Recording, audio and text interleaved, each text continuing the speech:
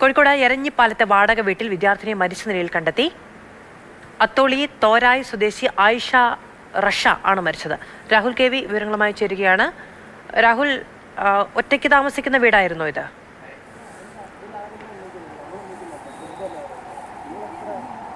മാധു 21 വയസ്സുകാരിയാണ് മരിച്ച ആയിഷ റഷ. കോഴിക്കോട് തന്നെ തോരായി സ്വദേശിയാണ്. മംഗലാപുരത്ത് ഫിസിയോതെറാപ്പിക്ക് പഠിക്കുന്ന വിദ്യാർത്ഥിനിയാണ്. കോഴിക്കോട് അവധിക്ക് വന്നതാണ്. എരഞ്ഞിപ്പാലത്തുള്ളൊരു വാടക വീട്ടിൽ ആൺ സുഹൃത്തിനൊപ്പമാണ് താമസിച്ചിരുന്നതെന്നാണ് പോലീസ് കണ്ടെത്തിയിട്ടുള്ളത്. വിദ്യാർത്ഥിയുടെ മൃതദേഹം കോഴിക്കോട് സ്വകാര്യ ആശുപത്രിയിൽ പോസ്റ്റ്മോർട്ടത്തിനായി എത്തിച്ചിരിക്കുകയാണ്. ഈ ഒപ്പം താമസിച്ചിരുന്ന ആൺസുഹൃത്ത് തന്നെയാണ് ഈ കുട്ടിയെ ആശുപത്രിയിലേക്ക് കൊണ്ടുവരുന്നതും. ആയിഷ റഷയുടെ ഒരു ബന്ധു എന്നോടൊപ്പം ചേരുന്നുണ്ട്. അവർ ചില സംശയങ്ങൾ ഈ മരണവുമായി ബന്ധപ്പെട്ട് പറയുന്നുണ്ട്.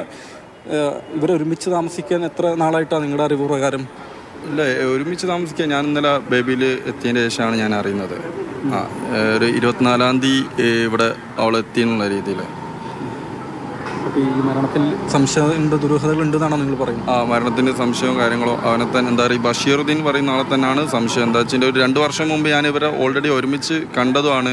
ഒരു വാണിങ്ങും കാര്യങ്ങളൊക്കെ നമ്മൾ കൊടുത്തതുമാണ് സാധാ പോലെ. അപ്പോൾ ഇവളെ ഫ്രണ്ടിനെ ഞാൻ ഓൾറെഡി വിളിച്ച് ചോദിച്ചപ്പോൾ ഫ്രണ്ട് പറഞ്ഞതെന്താ വെച്ചിട്ടുണ്ടെങ്കിൽ ഇവനൊരു ഫ്രോഡാണ്, ഇവനെ എന്താ പറയുക, ഇവന് ഇവളെ കുറേ ഉപദ്രവിക്കുകയും കാര്യങ്ങളൊക്കെ ചെയ്യുന്നതാണ് ഒക്കെ പറഞ്ഞത്.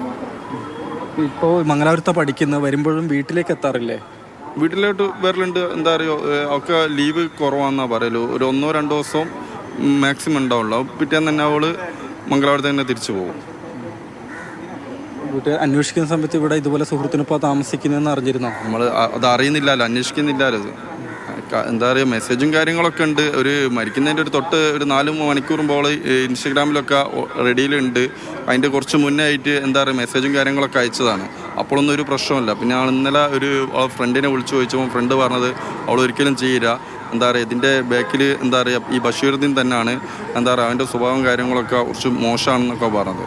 അങ്ങനെ ഉപദ്രവിക്കും അങ്ങനെ എന്തെങ്കിലും സുഹൃത്ത് പറഞ്ഞിട്ടൊക്കെ എന്താ പറയുക ആള് പറഞ്ഞത് എന്താ പറയുക ചിലവൊക്കെ എടുത്ത് അടിക്കുകയൊക്കെ ചെയ്തിട്ടുണ്ട്. മൊത്തം അടിയാളങ്ങളൊക്കെ ഉണ്ടായിരുന്നു. അപ്പോൾ അവരോട് ഫ്രണ്ട്സ് ചോദിച്ചപ്പോൾ വേറെന്തോ കാരണമാണ് പറഞ്ഞത്.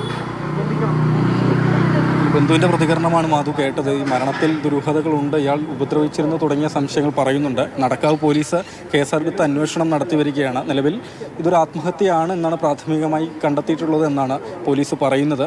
ഈ ഒപ്പം താമസിച്ചിരുന്ന ബഷീറുദ്ദീൻ എന്നയാളാണ് ഇയാളെ. ഏതായാലും പോലീസ് അവരുടെ നിരീക്ഷണത്തിൽ വച്ചിരിക്കുകയാണ്.